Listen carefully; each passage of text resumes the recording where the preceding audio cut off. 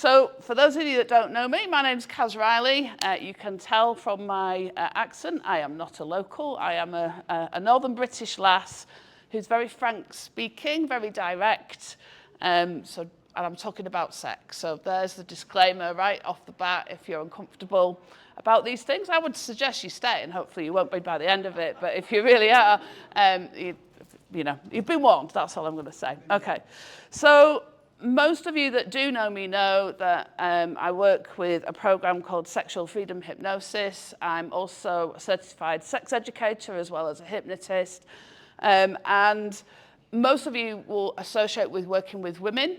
I do a lot of work with female sexuality, but I do see both men and women at my clinic in Huddersfield, and I've got clients, both male and female, from all over the world. And erectile dysfunction is one of the most common things I will see when I'm working with men. And the incidence, does anybody know what the incidence of ED is in the general male population right the way across the world? In a percentage? 65? It's a bit less. So most men will experience at some point. But the number of men, according to studies, so they looked at about 12,000 men, so it was a reasonable kind of population group. They looked at them from various countries, various backgrounds, various ethnicities, and it worked out to be about 41.5%. But what's interesting is that if you split that down, so you look at the kind of age demographic, up to the age of 39, that was about 21%. But if you look at the kind of general population 40 plus, then you're looking at nearly half of all men have got or are experiencing or are having issues with some kind of erectile issues. That is a lot of men. And I know the kind of narrative has changed. Back in the late 1990s, was working for a company called Pfizer, which you may all know.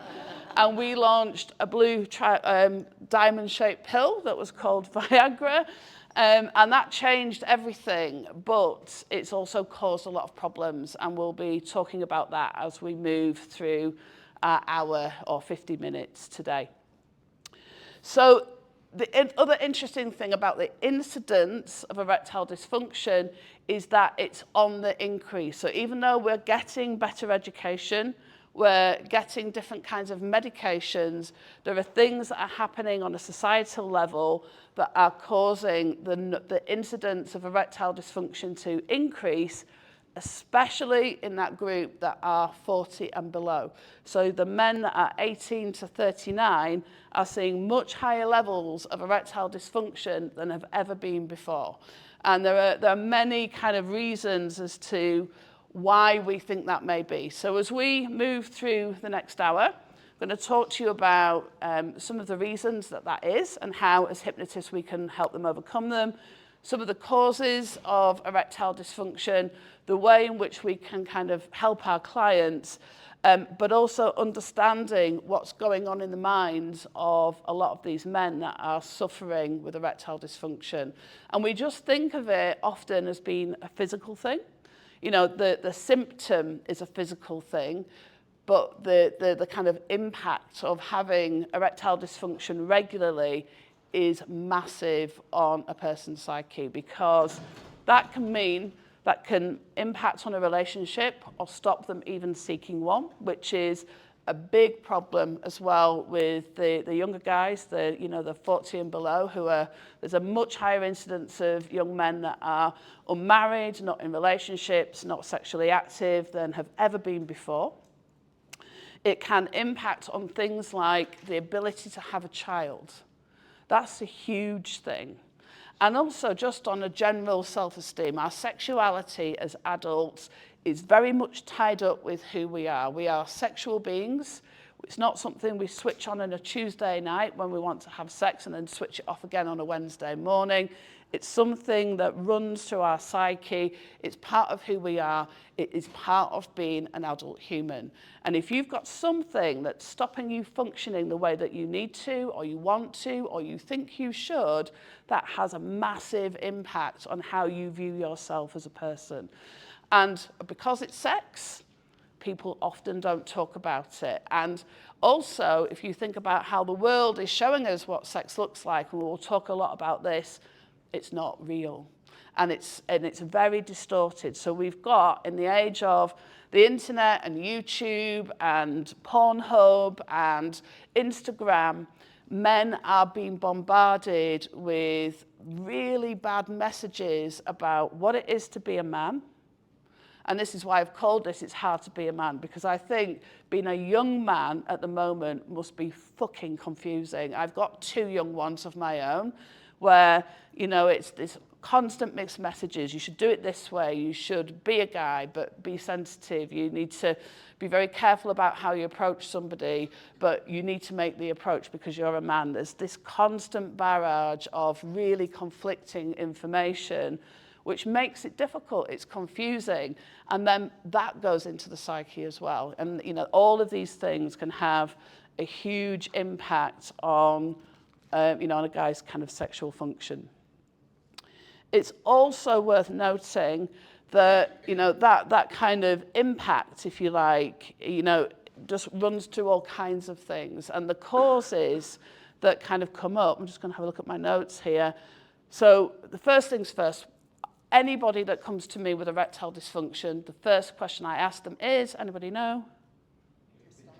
Have you been to your doctor? Yes. And it is really important that we do that because erectile dysfunction, although we know the majority of it is psychological, there are physical causes of erectile dysfunction. That could be diabetes. If it's undiagnosed, they need to know that. High cholesterol, blood pressure issues, sometimes medications like beta blockers can have all kinds of impacts on a man's erectile function and blood flow. Anxiety, depression, obesity, smoking, all of these things can impact on how somebody is able to perform, how their body responds. Some of these things we can address with hypnosis, smoking cessation, obesity, anxiety, but we just need to make sure that everything is working as it should be. And also testosterone levels. There is a massive increase in the number of men that are having lower testosterone levels right now. Nobody knows why. It may be down to diet, it may be down to, you know, there's a theory it's because of all the estrogen in the water from the contraceptive pill that the women are taking. You know, there's all kinds of things. So these are all kinds of considerations that we need to take into consideration before we start with our hypnosis. So the common causes that I see that aren't physical, stress is a big one. And that can be work stress, relationship stress. It can be stress about having erectile dysfunction or the worry that they might. That is one of the biggest causal factors. And we'll talk about how once somebody's had an incident of ED, how that can really kind of ramp things up. There's things like shame, that's a big one if they've come from a religious background, or something's happened and they feel shamed or they've got bad feedback. And it's interesting, sometimes women, and we're not shaming women here either, when a partner has ED, will then start with, is it because you don't fancy me? Is it because you don't desire me anymore? What did I do? What am I doing wrong? Which actually, you know, when somebody just needs a lot of support and care and some space to hold, not to be stressed, then they're worrying that they're upsetting their partner as well. And that can have a huge impact because most men that I work with just want to please their partners. They just want their partner to have a great time. So if they've got that stress on there as well, that can be a big thing. So, you know, part of what I do is also about helping partners to understand how to kind of hold that space, how to be supportive, how to be calm about these things, and to know it's not because usually that he's gone off you or it's because you dyed your hair and I do get these things in the office. I'm not belittling women. I've heard all of those things. Other things is the influence of performance anxiety. Am I good enough? You know, if you're comparing yourself to pornography in many ways. That can be with anatomy. We'll talk a bit about one of the huge the causes of erectile dysfunction I'm seeing at the moment, and this is especially in the younger population, is cock anxiety. They're worried they're not big enough. You know, they're comparing themselves to what they're seeing in pornography. And of course, we're all hypnotists because our best skill is being a hypnotist. And if you're a porn star, it's probably because you've got a big cock. Yeah? So, you know, and I point this out to my clients. But it's, you know, it's kind of, oh, and they do just that, oh, yeah, of course. You know? So, lifestyle is a big one, and a lot of the lifestyle factors around erectile dysfunction are things that we deal with anyway with hypnosis. So we know, for example, blood flow.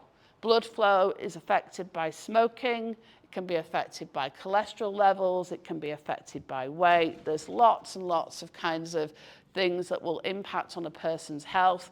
If they've got exercise, we know if you're a regular exerciser, it's likely your erections will be stronger because your blood flow will be better.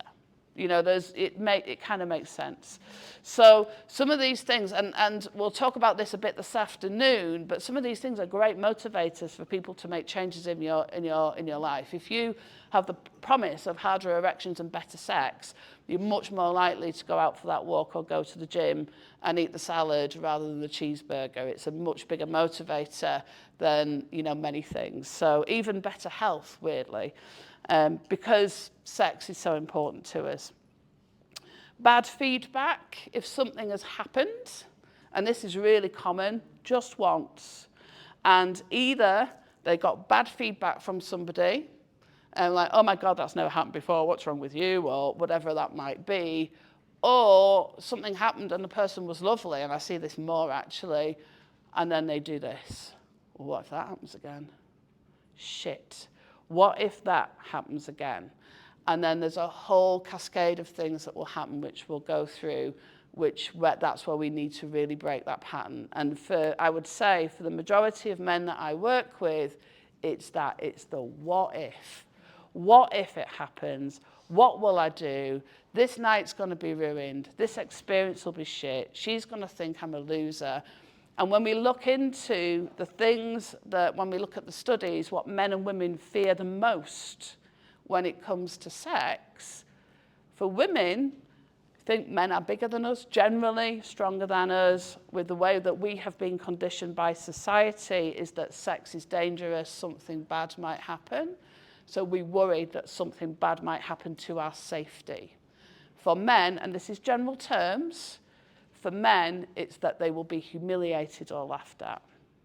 So if you look at how that connects in with erectile dysfunction, that's actually a really big cause, is this fear of humiliation, fear that something bad will happen, fear that, you know, and then that, if we all think we're going to be laughed at and pointed at, I don't think anybody else would feel very sexy, would we? We know, so that is a big factor. One of the other causes of erectile dysfunction that I see is actually Viagra. And I know that sounds kind of crazy, but I see this all the time because I think here as well, but certainly in the UK, I could now walk into any local pharmacy and buy Viagra over the counter with very few questions asked. It's freely available. If something like that is freely available and you've got men that are being bombarded with, you have to be hard, you have to last for 3 weeks before you ejaculate, you have to be, you know, all of this kind of nonsense, and you can go into the pharmacy and buy the thing that you think might stop all of that worry, you will go and buy it and you will take it. So it does two things. One is, well, it does a few things actually. One is that it can actually cause damage to the blood vessels. If you're a healthy guy with good, strong erections that are normal erections, and we will come to that, what that actually is, and then you take something that will kind of enhance all of that. It's like the body. We know a muscular body that's toned and fit and well, and then you see somebody on steroids and everything's bulging out, and they get all kinds of problems. Viagra, for a guy that doesn't need it, is like having a penis on steroids. And it causes damage to the blood vessels, so then later when they go back and they're not using their Viagra, they've either damaged their blood vessels or they're comparing their completely normal erection to a supercharged one.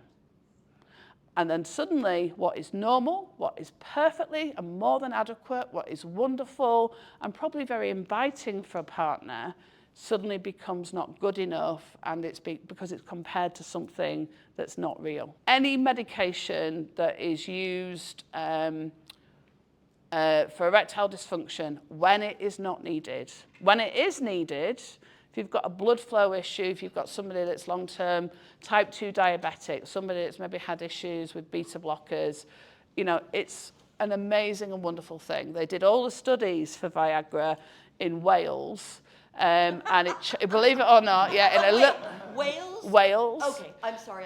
As in the Wales. As in the country of Wales. Oh, yeah, not Wales. Okay, pardon me for laughing at the Welsh. This isn't Moby Dick. We're all right. We're not Moby Dick. The men that it worked from, they'd still got tablets. They point blank refused to give them back. And I don't blame them either, because some of them hadn't been able to have good sex, or were, you know, in really bad places. And this is how we know when you're in that place and you can't be the person that you want to be, you can't make love to your partner, and through no fault of your own, it's not because the desire's not there, but just because things simply don't work, because you've been a type 1 diabetic all your life, for example, then, you know, that's a huge thing. That is a huge, huge thing. So Viagra does have its place, but it is massively, massively overused. So I always say it's kind of like a friend and a foe. But the majority of men that I see, that I work with, we've done all of that, even if there is a physical cause and they've had that, you know, now they can get an erection, but there is usually still something psychological going on. And that's essentially, I just call it, they've been spooked. You know, it's like, that what if. And what happens when somebody gets spooked is they become hypervigilant of what's happening with their body. So they get out of this beautiful connecting, I'm with my partner, this is sexy, and they go into this, what's going on with my penis space? And they're monitoring what's happening. Now, this is the same thing that happens with women when they start monitoring if they're anywhere near orgasm and it moves further away. But as soon as we get into a monitoring, questioning space, we shift from that place of glorious arousal, being focused on a partner, it feels amazing, you know, you're kind of immersed in all of that, to quite an anxious place of monitoring constantly what's happening. And what happens when that happens? Then you become aware of things that you were never aware of before, and even normal things will start to seem abnormal. And I'll explore more about that as we move forwards. So, as the biggest thing you can probably hear is that there are masses of misinformation that are given to men and to women about men, about bodies and how they work and our erections. So the first part, you know, when I went to, go back a step, when I went to hypnosis school, I was taught with this is direct suggestion. You just tell them that hard, take them back to regression to cause, and all will be well and everything will be fixed. And that does work, but it doesn't stick. And I'm not interested in results for my clients that aren't long-term. I want the result to stay. So as I've started to look with this, and this is the same theme all the way, the work that I do with every kind of sexual dysfunction, is that the key to it is with re-education.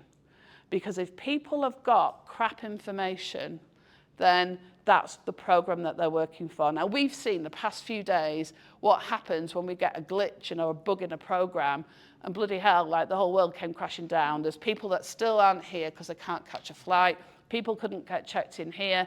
You know, the NHS system in the UK crashed. There's all kinds of stuff that have gone on. That's just from one glitch. Now, what happens with this, it's not even a glitch in the program, it's that people are running the wrong program. So we need to make sure that our clients are running the right program, because it doesn't matter how many glitches we fix. If it's the wrong program, it's the wrong program. So I start with Reeducation. And to do that, being a Northern British, very kind of direct person is a real asset, because you cannot have flowery language and discomfort when we're talking about these things. And if we are direct and we are talking in words that our clients use, and I use the words that my clients will use, whether they call it their dick, their cock, their penis, whatever it might be, it doesn't really matter. So we start with the Reeducation. So I'm going to introduce you to my friend. His name is Frank, and he is one of the best tools that I have got in my practice, and here he is. This is Frank, and he is your average Joe. He is, so when I get all my clients coming in and they've got all they're worried about, they've been comparing themselves to the porn, I say to him, this is Frank, and he is slightly bigger than the average guy. The average guy is 5.1 inches when fully erect, and that's been done with masses of studies, 12,000 men from all over the world, where they were measured by somebody else, so they got rid of the, the kind of the bias when they were, They're not adding it in. Yeah, by a professional and not stretched, because we now know measuring stretched penises is nonsense as well. And this is pretty much the kind of just a bit bigger than the average, which means that there are some men that are smaller, some men that are bigger. All of this is normal. This is not what you see in the porn movies, is it? It's nothing like what you see in the porn movies. Interestingly, there was no real difference between any country, any race. The only indicator, and even that was only slightly significant, that you could kind of judge a book by its cover, is height. And even then, it wasn't like if you're 6'2", you're going to be 1 inch bigger. It was nothing like that. It was like a tiny, tiny smidge. So it doesn't matter how big your feet are, how big your hands are, all of that, nothing, okay? Sorry, it's all myth, okay? So then the next thing when I'm working with my clients with this is then I'll say to them, do you know how your cock works? And they look at me and they go, well, of course I do. It fills up, it gets hard. I'm like, but what else happens? And what I find is that just as women have usually very little understanding about their clitorises, the mechanics behind this wonderful thing that the male population have, they don't really understand. And again, I'm going to give you a very simplified version, but what happens is when a man becomes aroused, we all know it fills the whole shaft fills up with blood. There's a wonderful spongy tissue that fills up with blood, and we get this erection and everything gets wonderful and hard. That's where most people's knowledge ends, yeah? Round a man, if you can see here, there's all these veins. People talk about veiny penises. All men have veiny penises, and there's like this network of bands that go around the shaft like this. When a man becomes hard, those veins get pushed and shut off. That's how the blood is stopped from coming back out again. And what's normal, and this is why I'm telling you this, is when a man is not aware of his erection, he's just in that place, he's feeling good, he's doing all the things that he needs to do, then he's not thinking about what's happening here, he just knows he's hard. If he's been spooked and he's gone into monitoring mode, now he's watching what's happening here. And it is perfectly normal for a man, through a sexual encounter, through a sexual experience, for his erection to harden and soften ever so slightly. Harden and soften ever so slightly. And the older a man gets, these veins start to get a bit looser. We have something called venous leak, which means then sometimes that will happen. So that hardening and softening becomes more obvious. Now, if you're monitoring, what do you think when you start to feel that softening? Shit, I'm losing my erection, yeah? Then what happens? Doesn't then harden up again. Your body goes into this anxiety cascade. And it's like, oh my God, what if I'm going to lose it now? I'm going to lose it now. What if I can't do this? Oh my God, what's she going to think? And they've physically shifted then from a place of calm, this is amazing, this is wonderful, into a place of, oh my God, this is all going to go wrong and this is going to be horrible. So by me giving this information, by me being bold enough to have things like this in my office and to talk very frankly and to say, this is how your cock works, what that then means is they go, oh, okay. So the next time they're doing that, or they're maybe having sex, and they notice that things are getting harder and softer, no, it's normal. So then they don't worry about it as much. So that in itself, sometimes, we talk about waking hypnosis and conversational hypnosis. Sometimes that is all they need. Sometimes, often, I've stopped telling them this on the phone now because they'll cancel the session. So I don't know what you did over the phone, but I've been fine. I know all I've done is give them the right information. So we'll put our friend Frank there. Okay. Wonderful. But all of that takes away that re-education part because they can see what the average is. They can see that it's not, not what they thought. It's not what they're seeing in porn. And also, by then that leads into the next conversation of the way that people interact in porn generally is not how people in the world will have sex. It's there, it's fun, porn is fun, it has its place, but the more you watch it, if that's your only programming, if that's the only thing you've seen, and we've got the two extremes where we've got waves crashing and violins playing and all that kind of stuff over there in Hollywood, and then over here, we've got all the, they're being flipped over backwards, everybody's aroused in 4 seconds, and women having, 20 orgasms from the moment of penetration and all of that kind of stuff. None of it's real. But you imagine, I've got a 20-year-old and a 17-year-old, both boys at home, and I've kind of said to them, I accept the internet now. They're going to see this stuff, right? So I'll sit down and say to them, I just want you to understand this isn't real, and what good sex looks like. And they have been able to come to back and say, will you tell my friend? Because, and why, all of these things should be in moderation because it's so accessible now. People can just flick through stuff. It messes with their dopamine in their brain. It can affect how they are wired sexually because a lot of their first sexual experiences are watching something. It's visual.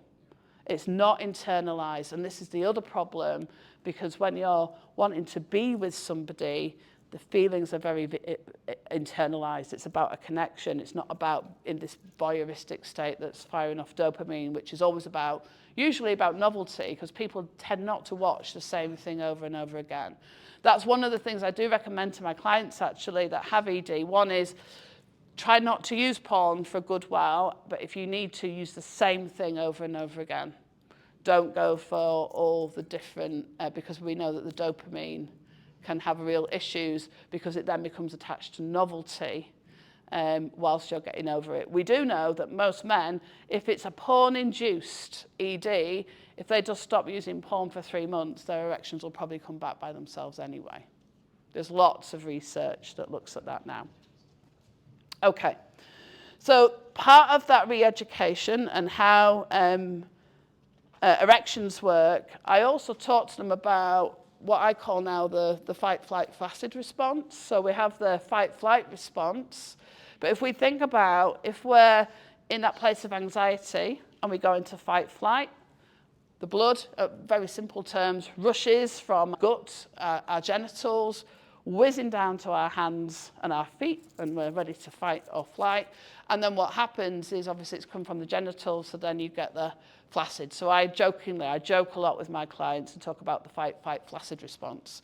We want the opposite of that. We want the feeling good and hard response. A good hard response is what we want. Okay. So when I'm working with my clients that have these issues, one of the things I look at is shame. I do an awful lot of shame work just to kind of get rid of all of that, especially if they felt that they were ridiculed or they had shame or they held shame or they were told that sex was dirty, all of that kind of stuff. I still make sure that I've dealt with all of that because it's not usually just as easy as dropping them into hypnosis, giving them a ton of direct suggestions that they're going to be hard as a rock and a sex god and all of that kind of stuff. If their shame is still in the background, the shame will come back and tap them on the shoulder and go, hey, you shouldn't be doing this. This is wrong. This is dirty. It's all going to go to shit again. And we don't want that. We want our good, strong, hard response in a positive way. Pardon? Strong, hard response, absolutely. Sometimes, if I've got somebody who believes wholeheartedly that they need Viagra, do you have Tic Tacs here? Little Tic Tacs, little blue Tic Tacs? Yeah. I have stacks of those in my office for my ED clients that come into the office, and we do the same thing, but we'll attach the response onto a Tic Tac, so they're not getting the physical problems, and it works because it's a magical Tic Tac. It works immediately. So if they've got somebody who is adamant, I need Viagra, I can't get away from it, then, on the other thing that I do is say to them, always have, so if you really feel that way, because there's no point saying, oh, well, don't be ridiculous. Like, I had IBS for years and years and years until I got over it with hypnosis. I had 2 Imodium, loperamide tablets, just in case I got caught out in the back of my pocket for about 6 years. I never took them. So there's nothing wrong with just having something in your back pocket. If it makes you feel more secure, there's nothing wrong with that. We don't have to say you can't have anything. I think as soon as we start saying that, we frighten our clients even more. She's saying, I can't have this. But if you've got a backup plan, it always makes it easier to follow through with the first plan. The wand of light, has everybody heard of the wand of light? Tantric sex, so female yoni, male wand of light, kind of allowing us to, within hypnosis, of changing things around so that men are viewing their penis as a wand of light or a lightsaber. I'm a bit of a Star Wars fan. We have a lot of fun with that. And they get into a good kind of headspace with that because that's a very kind of positive, powerful. They can be a Jedi. But the one thing that I found has made the biggest difference is it's all very well me giving them this re-education consciously if the subconscious is still thinking all the nonsense, because when you think how deeply programmed these things are. So I can have a conversation and they go, oh, so, Frank's fine.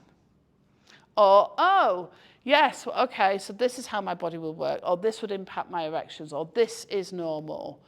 But we need to make sure that all that programming, especially if they've gone through several sexual experiences, and what do we do when we have sex? We go into a trance. So it goes in deeply, all of these beliefs, is that we need to make sure that the subconscious has got the right information too. So the way that I go about doing that is I use what I call younger self work with a champion. So we need to go and re-educate the younger self. This isn't regression to cause, this is re-education. And I do a lot of retrospective sex education with the younger selves of the client that I'm working with.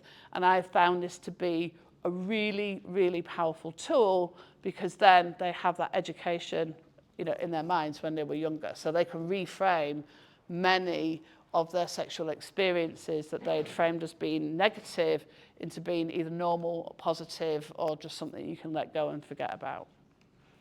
Now, one of the things that I do, one of the things that we know about men is that they tend not to talk to each other about this stuff.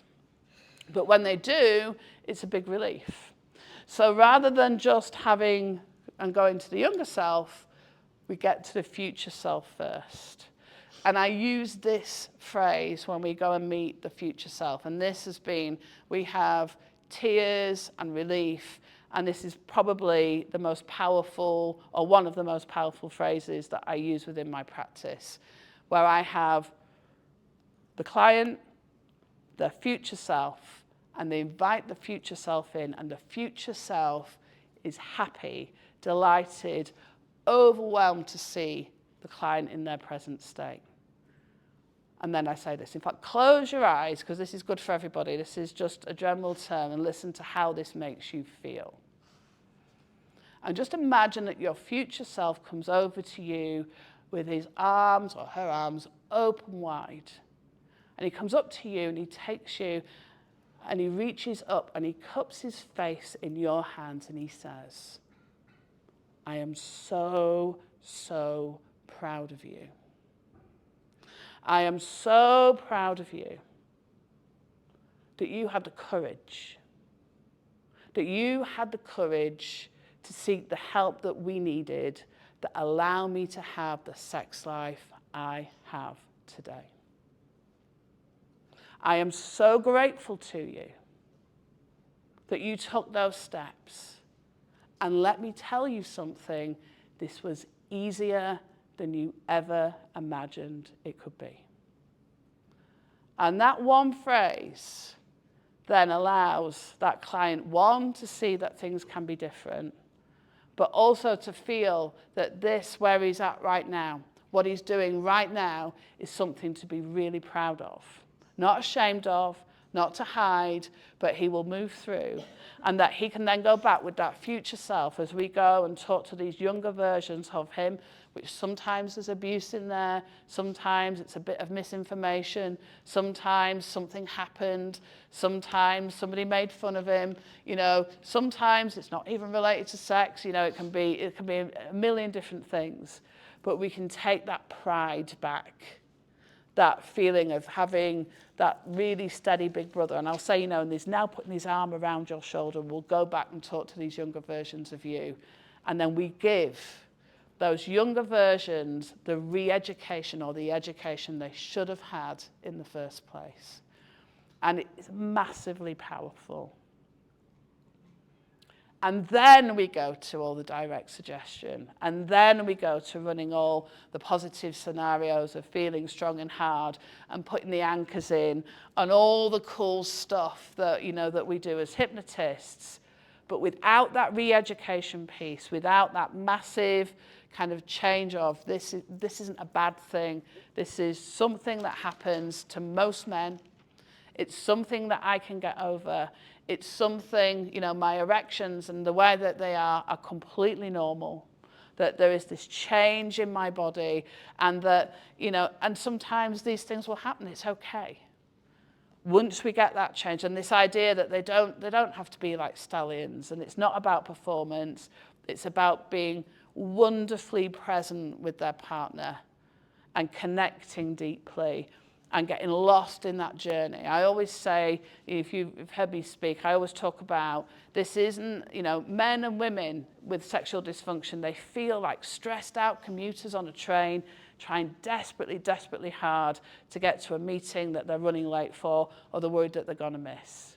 And what we do as hypnotists is we put them on the magical mystery tour where they go on the most amazing journey with their sexualities and their partners, where they can stop off at any point and luxuriate and not worry about, if I don't use this erection now, I'm going to lose it. And that's where people get to. So everything gets fast. And then you've got, you know, in heteronormative terms, then you've got a woman trying really hard to come really quickly, a man trying not to lose his erection or trying not to ejaculate too quickly. And everybody's in this place of stress rather than this beautiful place of connection on this magical mystery tour.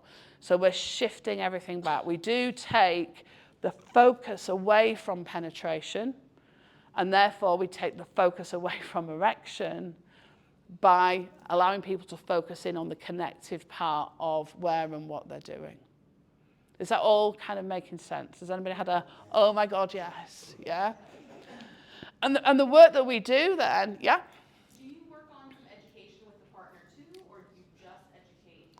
It depends. So sometimes, yes, I do.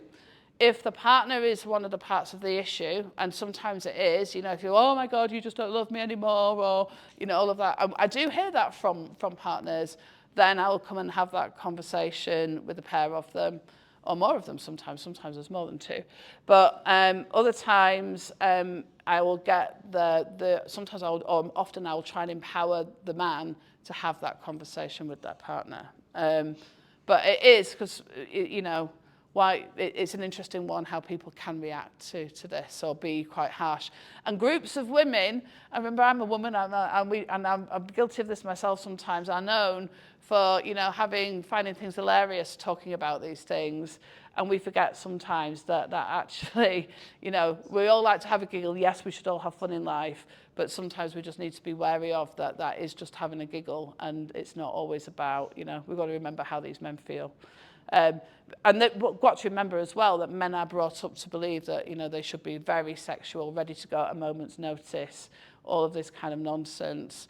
when most men are much more feeling and sensual and connecting.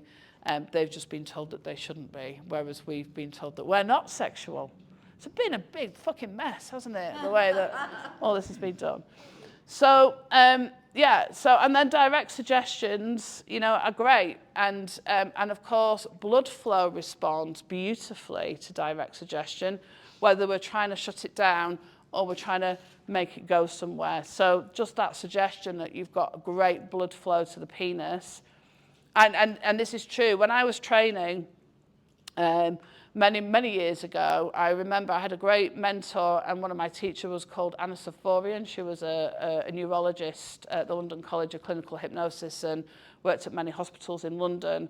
And I was told about one day somebody had cut their hand in the office really badly with a knife, and she grabbed hold of their hand, held it up like this, and went, "Stop bleeding, stop bleeding, stop bleeding," and took them to hospital. And it was a massive deep cut, and by the time they got there, it had, because blood flow is really responsive, whether we're trying to shut it down or we're trying to direct it somewhere else.